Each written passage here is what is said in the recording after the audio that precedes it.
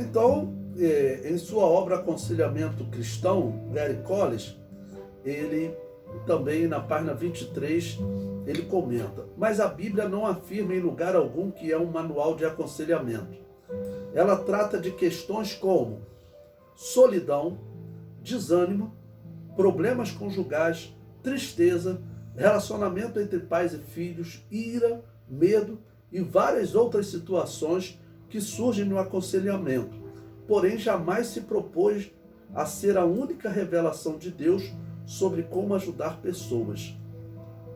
Na medicina, no ensino e em outras áreas de assistência cujo foco são as pessoas, Deus nos tem permitido aprender muito a respeito de sua criação através da ciência e do estudo acadêmico.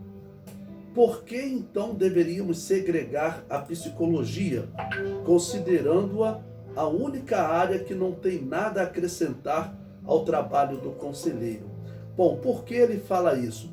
Bom, tem pessoas que eles dizem que a psicologia ela tem que estar fora da igreja.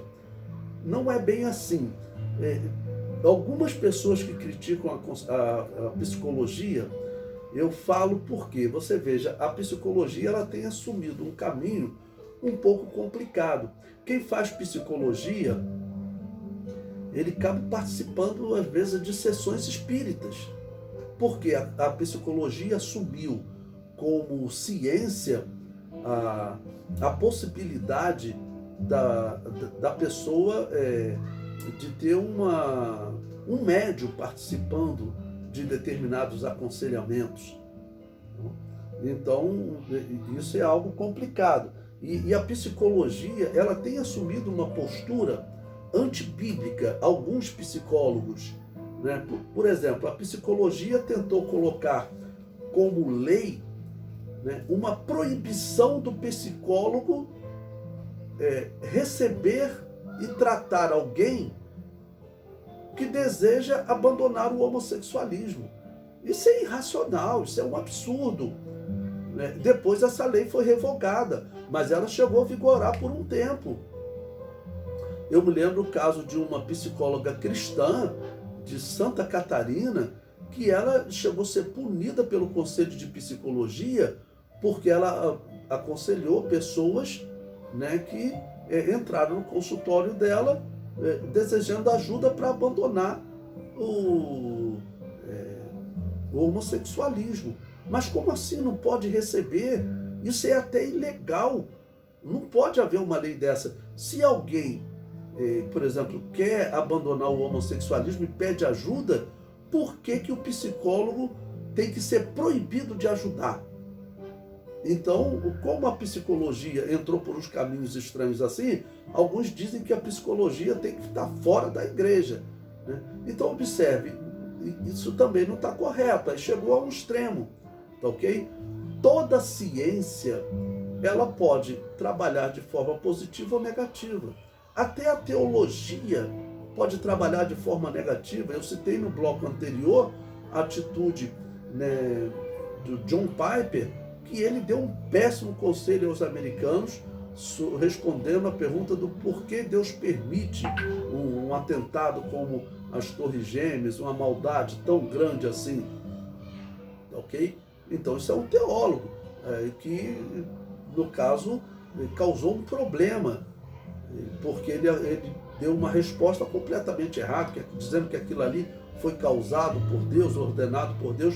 Aí você vai fazer o quê? Vai dizer que a teologia, que é o ensino sobre Deus, tem que ficar fora da igreja? Não.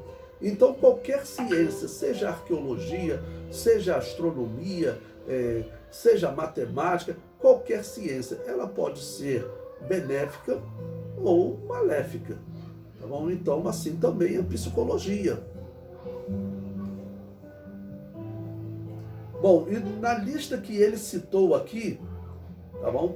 Que a Bíblia ela trata de questões diversas, e nós poderíamos colocar aqui uma lista muito maior ainda dos problemas que as pessoas enfrentam na Bíblia, tá ok?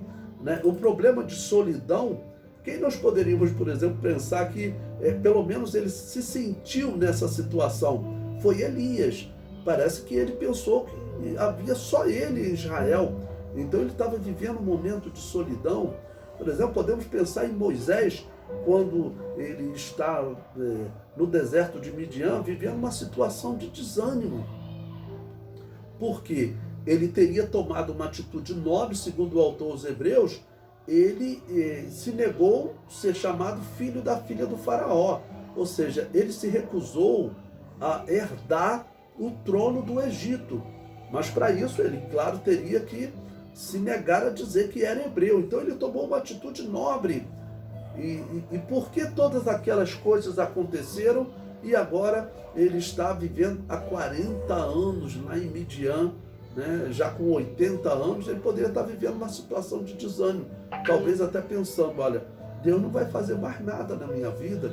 Eu tive uma demonstração de fé, abri mão do trono do Egito, recusei ser chamado filho da filha do faraó para não abrir mão das minhas raízes israelitas, e de repente eu estou aqui agora 40 anos e nada acontece. Então a pessoa poderia, a Bíblia não diz que ele está vivendo uma situação de desânimo, né? Mas poderia estar vivendo.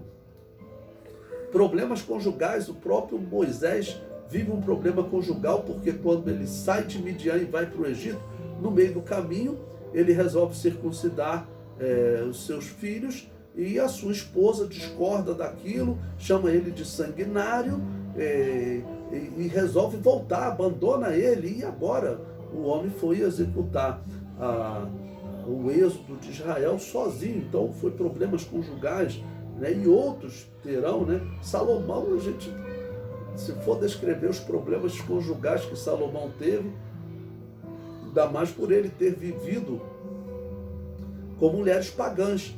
Em Eclesiastes 7, versículo 15, ele diz: eu encontrei uma coisa mais amarga do que a morte, a mulher cujo coração são redes e laços. O problema é que ele conviveu com mulheres cujo coração eram redes e laços. Se ele tivesse convivido, se casado com mulheres que temessem a Deus, israelitas fiéis, essas mulheres não seriam cordas e laços para ele. O problema é que ele conviveu com muitas mulheres pagãs, tá bom?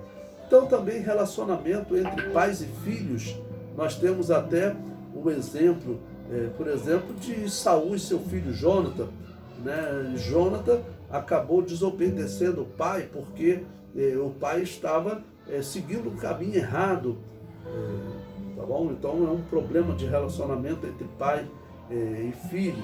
E problemas de ira, de medo também que as pessoas estavam tendo. Até o próprio Elias, que eu falei de solidão, ele talvez tenha tido realmente medo de Jezabel. A mulher estava fazendo o que ela queria em Israel, e num certo sentido Deus estava permitindo.